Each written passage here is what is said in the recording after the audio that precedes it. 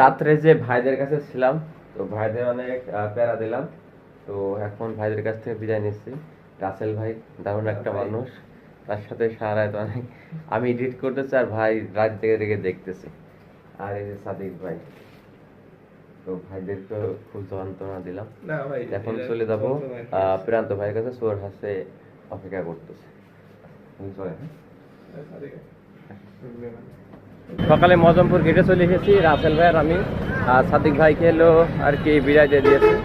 ভাই আর কি চেষ্টা করতেছে যে কোনো একটা গাড়িতে আমাকে তুলে দেওয়ার জন্য। তো দেখি কোনো গাড়িতে উঠতে পারি কিনা। আর এই যে সকালের মজমপুর, সবাই সবার কর্মব্যস্ততায় বেরিয়ে পড়েছে। ও আচ্ছা, সেই মজমপুর থেকে চোরহাট চলে এসেছি। রাসেল ভাই এখনো সাথে আছেন। আর ভাই প্রান্ত ভাই বললো যে জামে মসজিদ, তো সামনেই যে জামে মসজিদের এখানে সে সামনে দীর্ঘ লাইন তেলের জন্য, তেলের যে ও হ্যাঁ যে এখানে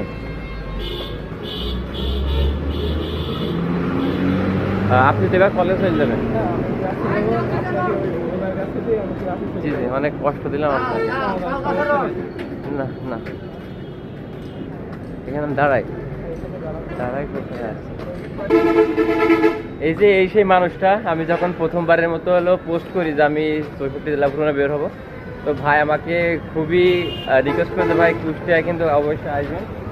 তো এখন এই যে ভাইয়ের সাথে আছি, তো ভাই পরিচয়টা একটু দেবেন। হ্যাঁ, পরিচয়টা একটু দেবেন। পরিচয় আমার নাম হলো প্রিয়ন ভাই, কুষ্টিয়ায় জন্মগ্রহণ করেছে, মানে আমার বাসায় কুষ্টিয়া। জি জি, কেউ যদি আসেন তাহলে আমার সাথে যোগাযোগ করবেন অবশ্যই। তো সামনে চলেন।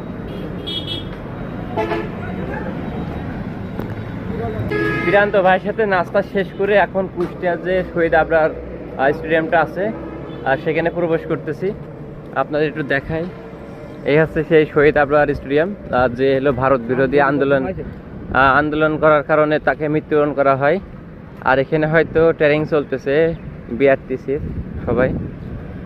আর ওখানে জুলাই স্তম্ভের ওখানে একটু যেতে হবে। হ্যাঁ, জুলাই নিয়ে সুইমিং পুল। হ্যাঁ হ্যাঁ, বুঝতে পারছি, সুইমিং পুল। তো এই হচ্ছে অবস্থা যে ওই স্থানীয় ভাই বিরাদার আমার যেখানে নিয়ে যাবে, আর সেখানেই মূলত আমার কি যাওয়া। এই হচ্ছে অবস্থা। ভাইয়ের হলো পরীক্ষা সামনে, তারপর আমাকে সময় দিচ্ছে, অনেক বেশি কৃতজ্ঞতা।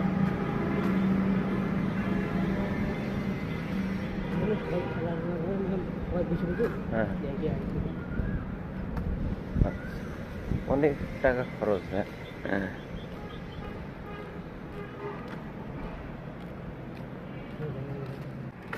বাইরে থেকে স্টুডেন্ট একটু দেখাচ্ছি এই আর কি, যেহেতু এখন তালা মারা, ভিতরে তো যেতে পারবো না, যার কারণে বাইরে থেকে দেখাচ্ছি। এই যে তার কাটা, আর এই যে ভিতরে স্টেডিয়ামটা দারুণ। আমার ঝিনাইদহ জেলায় কিন্তু এমন স্টেডিয়াম নাই, মানে গোলা বৃত্তকার যা আছে আর কি।